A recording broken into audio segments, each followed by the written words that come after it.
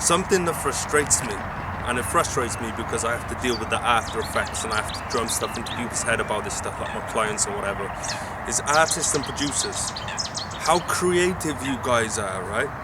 Like, say for example, artists, you can make a track about having a three-way conversation with three different people and, you know, bridge it in and make it make sense and all these things. You can come up with these crazy creative concepts for your music. Same with producers, you can make that shit sound like a symphony, like an orchestra. You can put chops in, you can take samples, you can take movie lines, you can make all this creative shit. But then when it comes to promoting, when it comes to marketing, your creativity's dead. And as a creative, you should be able to come up with crazy different concepts for your marketing. But it feels like everybody puts all their creativity into the art itself, which, you know, I understand you've got to put a lot of creativity into that, but save some creativity for getting it out there, because otherwise you're putting everything into making your music, which is cool, but then who's listening? And I just realized that I'm wearing two different gloves. Like, you've got all these tools and these platforms and these resources online. It's time to get creative with your marketing and promotion as well. Like, I know artists and producers that'll go out there and get on YouTube and vlog about weed. They love to smoke weed, right? So they'll vlog about different types of weed they smoke. They'll vlog about the effects that happen to them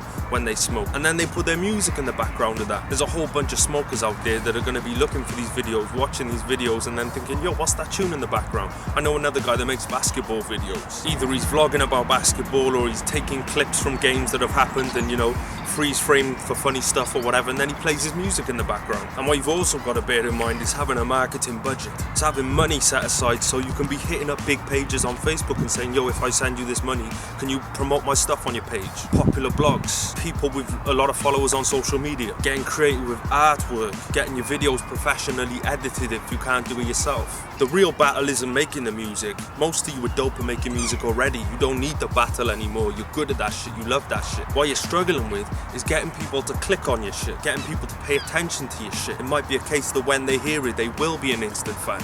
But you gotta get them to click, you gotta get them to listen in the first place. And that's over 50% of the battle when you take into consideration all the competition and all the rivals you have out there, so to speak. There's a smarter way to do this, and that's investing time, energy and money into the marketing and the promotion and getting creative and spreading that money out the right way and using it the right way. And that's just something that frustrates me with producers and artists, is just their creativity stops as soon as they leave the studio, when they're so creative and, like I say, can come up with these crazy concepts, and until they can do that for their marketing and promotion, they're just going to be a dope artist or a dope producer that nobody knows about. Just get your brain in gear, man. Start thinking of some shit you can do. But hey, what do I know?